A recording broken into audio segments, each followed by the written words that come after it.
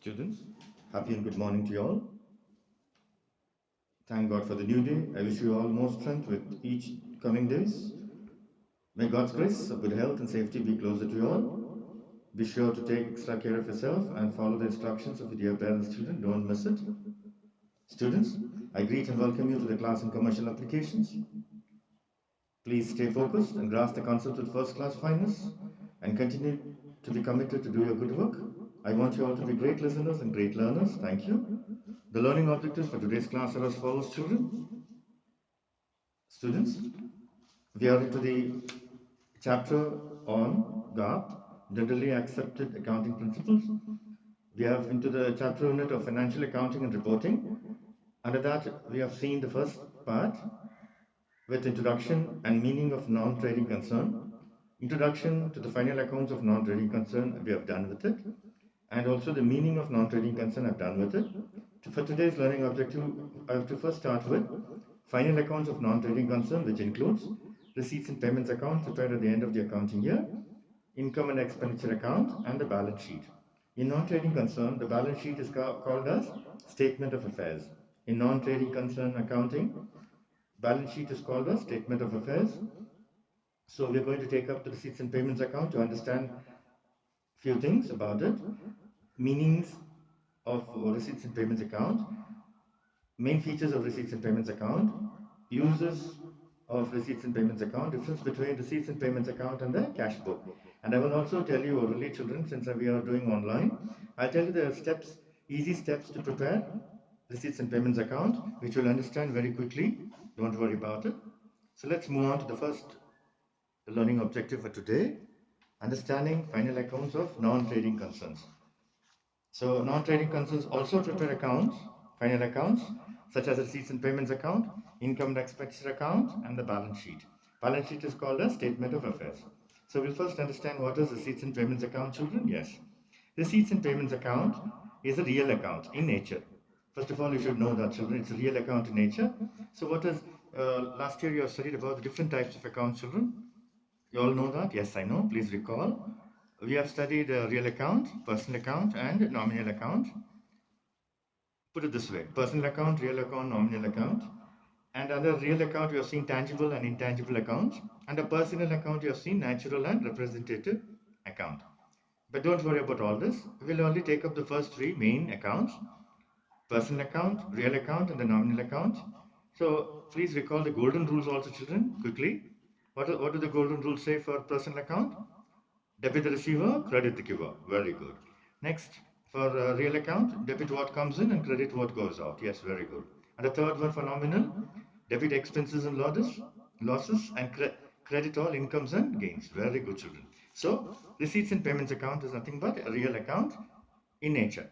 It is a summarized cash book. Please note down, children. Summarized cash book for a given period. Summary of cash book only. So we'll go to the understanding of receipts and payments account from the point of view of Professor William Pickles' definition. According to Professor William Pickles, you can remember very easily, children, William Pickles, receipts and payments account is a summary of all receipts and payments, cash transactions for a given cash. It's only cash, cash or bank. So it's not on credit. So cash transactions for a given period whereby receipts are debited to the account and payments are credited. So you know the debit aspect and the credit aspect. Incoming aspect is receipts, debited. Outgoing aspect is credit, it is credited. So payments are credited, receipts are debited. Yes.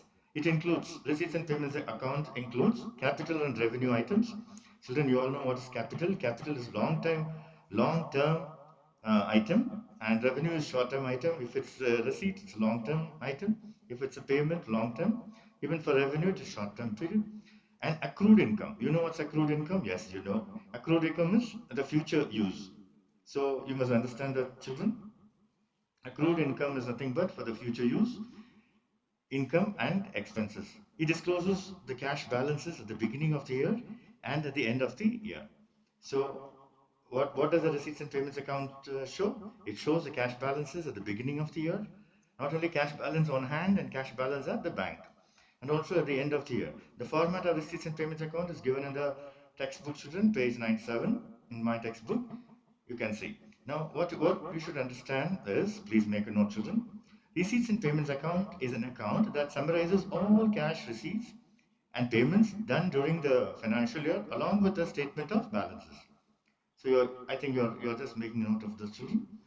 It is a synopsis. It is a summary of transactions in terms of cash in the cash book. This account is prepared as a foundation data from the cash book. So from receipts and payments account, we can easily prepare income and expenditure account. Most important, children, please make a note. Important point now. Receipts and payments account is a summary of actual cash receipts and payments extracted from the cash book over a certain period. All cash received and paid during the year, whether capital or revenue nature, is included in the receipts and payments account. Children, one more point you can make a note quickly. I hope you're all listening. Please listen carefully. The difference between receipts and payments shows the balance of cash in hand at bank or even bank overdraft, sometimes at the closing date. So the difference, if the debit side is more, better. If the credit side is more, it's not better. It is bad. So steps for preparing receipts and payments account, I will tell you when I come to that point, children. So you're going to debit all receipts and you're going to credit all payments.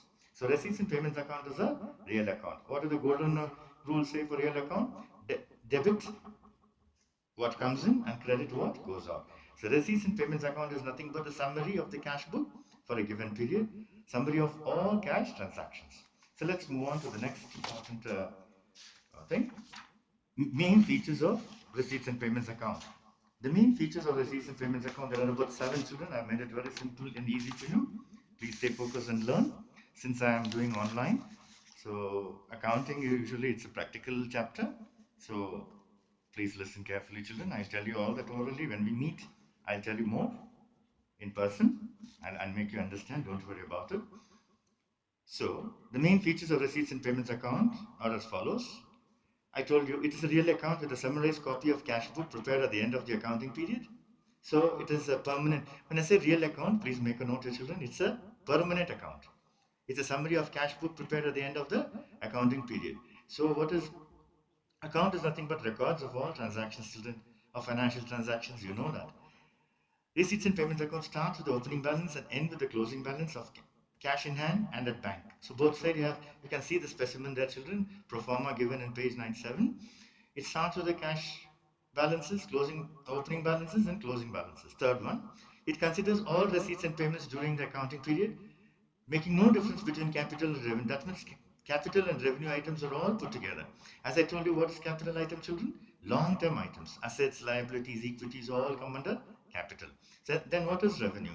Revenue is nothing but short-term items such as income and expenses, other expenses, all that, children. Short-term items are called as revenue. Long-term items are called as capital. Fourth one, it contains amounts actually received and paid during the year. Actually, so it talks about financial transactions. What type of financial transaction actually received or paid during the year? Fifth one, it does not include non-cash items such as depreciation. Depreciation we charge for assets, children. Outstanding expenses, those expenses not yet made, or accrued income. Please make a note of, children. What is accrued income? Again, I'm telling you, income earned but yet to be received. So it talks about the future thing. Income earned but yet to be received. For example, children, people invest money in your mutual funds and interest on investments. All these are coming under accrued income. So you understood what's accrued income now? Yes. Next one, it it cannot disclose a surplus or profit or deficit loss for the period. So we don't prepare a receipts and payments account to find out the profit or loss, but we also does find out the opening and closing cash balances, cash on hand and cash at bank. It shows a debit. If it shows a debit balance, better. But in case of overdraft balance, it will show you debit credit balance. Credit balance is bad. Debit balance is good. What do I mean when I say debit balance? When the when the balancing is done at the debit side. When the balancing is done on the credit side, it is bad. The next one, it is not considered to be a part of double entry system. So there are about 7 points written for you to know. Quickly, I can summarize for you. Please stay focused. First of all, it's a real account. It has got opening and closing balances. Third one, it's prepared during the accounting period. What is accounting period, children? 1st of April to 31st of March. Very good. Now, and next one is amount actually received and paid during the year is taken into account. It includes depreciation, outstanding expenses, that is non-cash items. It does not include non-cash items, children. So you must understand, does not include all those things. And then it does not disclose a profit and loss account, profit or loss. It is not part of double entry system. So out of 7 points, children, you can remember at least 5 or 6. Quickly you can remember. Next we'll move on to the uses of receipts and payments account. Mainly, children, first of all, you should know receipts and payments account is mainly used for preparation of income and expenditure account of the business entity. There are 5 points, children. I have made it simple for you. Receipts and payments account acts as a basis for preparing income and expenditure account. It's a basis for preparing income and expenditure account. Second one, it shows the decline of cash receipts and increase in cash payments. Yes, you must understand. Decline means decrease of cash receipts and increase of cash payments. That is also, it shows that it is very important for the company to know the degree of decrease of cash receipts and increase of cash payments. So I told you earlier, only when you decrease the payments, you are in better position. If you increase the payments, you are in bad position. Third one, it informs the organization about income and payments. Yes, very good. Income is revenue, payments means expenditures. The next one, it gives the cash position of the organization. Yes, very important, children. This cash position, children, please make a note here. It's a powerful sign of financial strength. If your cash position is weak, it is not good for the organization. This helps in knowing the net result of the cash receipts and payments for a fixed time. Yes, fixed period of time. It fulfills the statutory requirements under the Cooperative Societies Act. Please make a note, your children. Since this is done under non-trading concerns, we have to go under Cooperative Societies Act. Otherwise, it goes under Companies Act of 1956. So there are 5 things, children. Quickly, I can summarize for you. First of all, it's mainly used for preparing income and expenditure account of the business organization. It's a basis for preparing income and expenditure account. It shows the increase or decrease in the cash receipts and payments. It helps in knowing the net results, children. Yes, you know that, of receipts and payments for a fixed period of time. Limitations or drawbacks of receipts and payments account. There are only 3. Quickly, you can understand, children. Receipts and payments account cannot disclose, show surplus or deficit for the accounting period. They cannot. Surplus is profit, deficit means loss. We don't talk about profit or loss after preparing receipts and payments account. It only shows the cash balances, cash on hand, cash at bank. Third one, receipts. Second one, receipts and payments account does not show financial position of the organization. Yes, it is not. You cannot prepare receipts and payments account and say you have prepared final accounts. No, only after preparing balance sheet you have to know that. Third one, receipts and payments account does not disclose details about receipts and payments of the organization. Yes, you must understand what type of details, children. When I say details, please make a note here. It can be date of transaction, payer's name, payment method, name of receivers, all that will not be shown. These are the 3 drawbacks, children.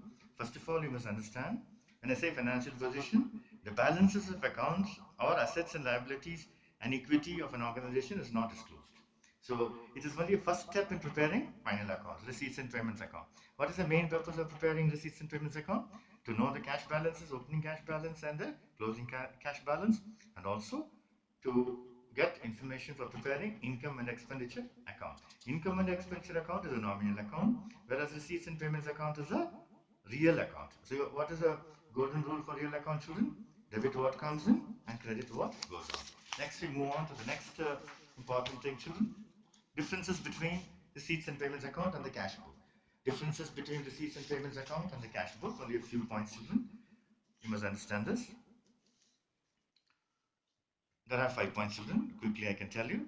Receipts and payments account is prepared by non-trading concern only, whereas cash book is prepared by trading and non-trading concern. Cash book is a must. It's important book, final book of cash transactions recorded. So cash book, receipts and payments account is part of final accounts, whereas cash book is not part of final accounts. Yes. Receipts and payments account is the first account we prepare under final accounts of non-trading concern, but cash book is not so.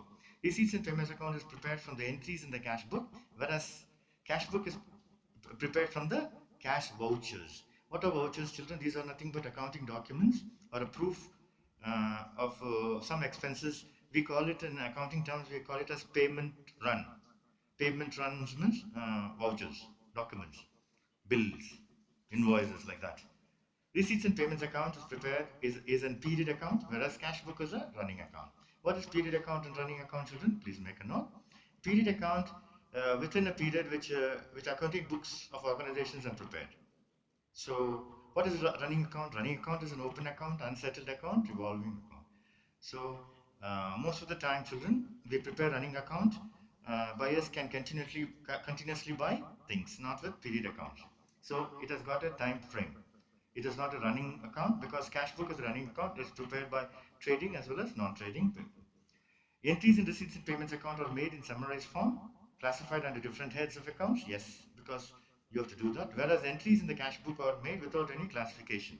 What is classification, children? You know, uh, receipts and payments, it's an account. This is only a cash book. So in account, we require to prepare grouping of entries, transactions, and put them into different heads of accounts. Like assigning, just like assigning, for example, I tell you, like assigning plants and animals into kingdom, but plant kingdom and animal kingdom according to the species, like that, children. There are five differences. Let me list it out for you, children, quickly. Receipts and payments account and the balance sheet. So the first point, receipts and payments account is prepared by non-trading concern. Cash book is prepared by trading as well as non-trading concern. Second one, receipts and payments account is part of final accounts. Cash book is not part of final accounts. Receipts and payments account is prepared from the entries in the cash book. Cash book is prepared from the entries from the cash vouchers only, vouchers, bills, documents. Fourth one, receipts and payments account is a real account and a period account, whereas cash book is a running account. I told you the meaning of running account, children. Unsettled, open, revolving account is called running account. Fifth one, receipts and payments account has different heads of accounts, whereas cash book does not have such classifications. There are five important differences between cash book and the real thing, children. You have understood. Now you should understand one most important thing, children, how to prepare the receipts and payments account. I'm going to quickly tell you the steps to prepare receipts and payments account, children. In the next class, you should remember about preparing receipts and payments account. So you should quickly follow the pro forma given in your textbook, children, page 97, I think, yes, in my book. So you got receipts and payments account for the year ending on. All this should be done very correctly, children. You must learn the pro forma, what all is put on the debit side and what all put on the credit side. First of all, children, as I tell you, you please follow. First of all, you must take the opening balance of cash in hand and the cash in bank and enter on the debit side. It's done on the debit side. Credit balance of the bank balance or bank overdraft shall be written on the credit side. Bank overdraft written on the credit side, cash balance written on the debit side. Then you must take item-wise receipts and enter them on the debit side. Receipts all come on the debit side. Receipts can be capital or revenue, and you must ignore all the past and future receipts, children. Only receipts during the period. Then the fourth step is take entries, payment entries on the credit side. Receipt entries on the debit side, payment entries, all payments will come on the credit side, whether it's capital or revenue items. Next, then after all, you can find out the difference. Find the difference between the total debit side and the total credit side. Please, and put the difference on the side which is short or less. So here it is in the case of, so here it is more, the difference comes here. So that means what? The debit balance is more than the credit balance, it's fine. If there is credit balance, credit is more than debit, it is not correct. So you got number of items, children. In the next session, I'm going to include all that and I'm going to explain to you. Once again, I tell you about children, receipts and payments account, don't worry about it. Since oral, and also remember that we are not going to prepare any account for your examination. No preparation of accounts, only understanding what are the items, how to prepare, not to prepare. There will be no question on preparing accounts, but only to know theoretically. What all we studied to the children, we have gone through the final accounts introduction of non-trading concerns, meaning of non-trading concerns, final accounts of non-trading concern. Under that, we have taken receipts and payments account for today. We have seen the meaning of receipt, it's a real account. So meaning of receipts and payments account, uses, main features, uses of receipts and payments account, difference between receipts and payment account and the cash book, and the steps to prepare. Again, I'm going to tell you the steps for preparing receipts and payments account, children. Don't worry about it. Students, owing to time slot, I need to close the session. I wish you all to stay safe, protected, and motivated, children. Let God God's grace be upon us. Let's have blessed days to come, children. Thank you. Thank you.